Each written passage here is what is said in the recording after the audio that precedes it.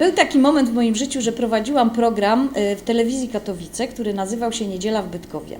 Gośćmi tego programu byli fantastyczni ludzie, którzy wywodzili się bądź urodzili się na Śląsku i zrobili w swoim życiu wielką karierę.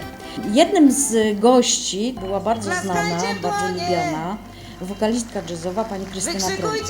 Wydawało mi się, że jest to osoba bardzo mocno związana ze Śląskiem i powinna znać gwarę, a dodać należy, że ja ten program prowadziłam gwarowo, czyli mówiłam po śląsku. Kiedy pani Krystyna zaśpiewała swoją piosenkę, a wszyscy wiemy, że najbardziej znanym utworem jest Jesteś lekiem na całe zło, i usiadła na piękną bananową kanapę, usłyszałam w słuchawce, jak reżyser tego programu, Waldek Patlewicz, odzywa się i mówi mi: słuchaj Grażyna, zbliżamy się do końca tego programu, ponieważ ten program był oczywiście nagrywany.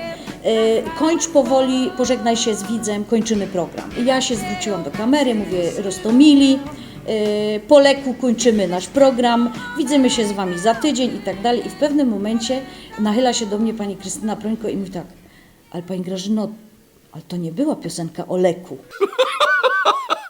Po skryptum chciałam dodać, że po leku, po śląsku, po polsku znaczy powoli, czyli zdanie, które wypowiedziałam w programie po leku zbliżamy się do końca programu, brzmi powoli zbliżamy się do końca naszego programu.